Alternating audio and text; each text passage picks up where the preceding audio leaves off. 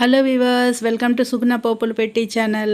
మనం ఈరోజు పచ్చిమిరపకాయలు రోటి పచ్చడి చూస్తామండి. చాలా రుచిగా ఉంటుంది.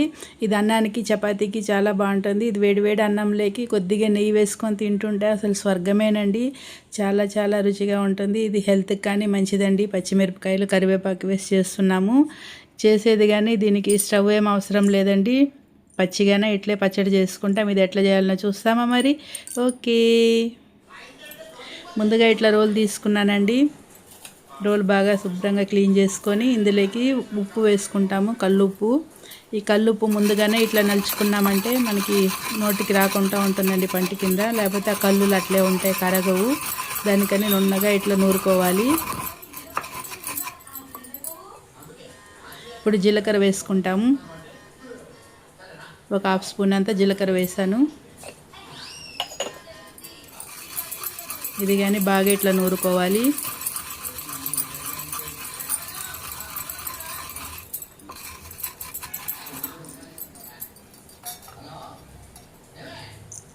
ఇప్పుడు వెల్లుల్లిపాయలు ఒక మూడు రెబ్బలు వేసుకున్నానండి. ఇది కానీ బాగా దంచుకుంటాము.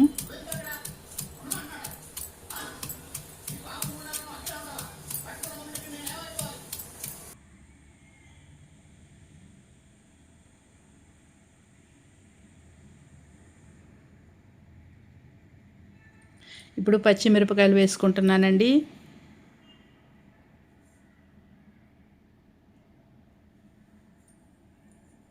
మనకి రోలు పట్టాను పచ్చిమిరపకాయలు వేసుకున్నాను. ఇది చిన్న రోలు కాబట్టి కొన్నే వేస్తున్నానండి. మంచిగా ఇట్లా దంచుకుంటాము.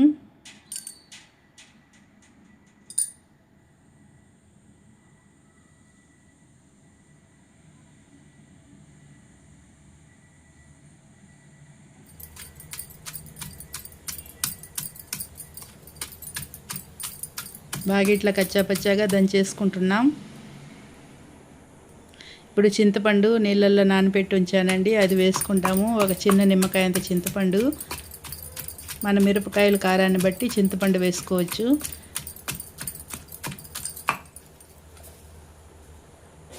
ఇప్పుడు కరివేపాకు వేసుకుంటున్నానండి. బాగా ఒక పిడికిడంత కరివేపాకు వేసుకున్నాను. ఈ కరివేపాకు వాసన చాలా బాగుంటుందండి ఈ పచ్చడి తినేటప్పుడు.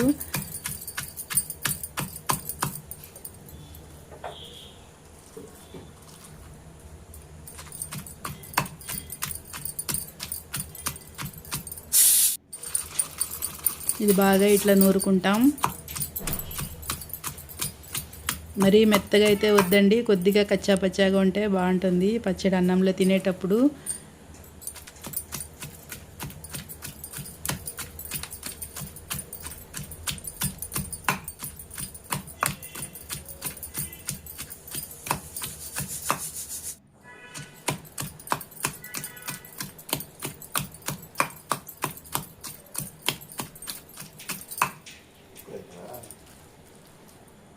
బాగా ఇట్లా మెదిగిందండి, కచ్చాపచ్చాగా బాగా అయ్యింది.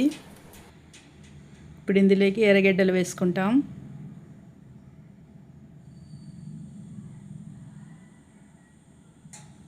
ఎర్రగడ్డలు వేసినాక చాలా ఎక్కువ దంచాల్సిన అవసరం లేదండి, కొద్దిగా దంచుకుంటే సరిపోతుంది. ఈ ఎర్రగడ్డ మనకి పంట కింద తగులుతూ ఉంటే అన్నంలోకి చాలా బాగుంటుంది.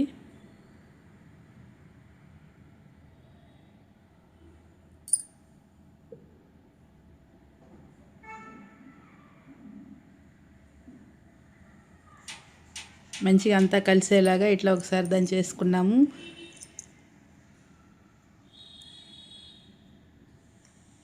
చూడండి, పచ్చడి చూస్తుంటేనే నీళ్ళు ఊరుతుంది కదా, చాలా బాగుంటుందండి.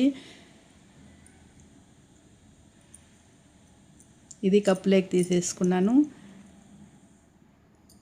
అప్పటికప్పుడు ఒక 5 నిమిషాల్లో మనం ఈ పచ్చడి దంచుకునేయచ్చండి. చాలా ఈజీగా ఉంటుంది, స్టవ్ ఏం అవసరం ఉండదు. ఇప్పుడు అన్నం వేడివేడిగా అన్నం తెచ్చుకున్నాను. అన్నంలోకి పచ్చడి వేసుకుంటున్నా.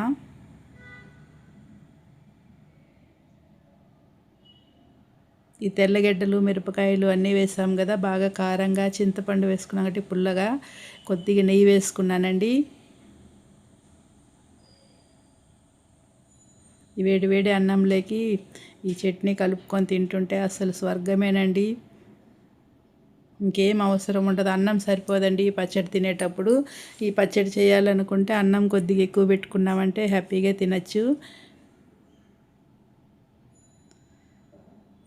ఓకే వీవర్స్, నేను అన్నంతో ఈ పచ్చడి వేసుకొని తింటానండి వేడివేడిగా. మీరు మన ఛానల్ సబ్స్క్రైబ్ చేసుకోండి, లైక్ చేయండి. మీ ఫ్రెండ్స్కి ఈ ఛానల్ నచ్చినట్లయితే, ఈ వీడియో నచ్చినట్లయితే మీ ఫ్రెండ్స్కి షేర్ చేయండి. ఓకే అండి, బాయ్.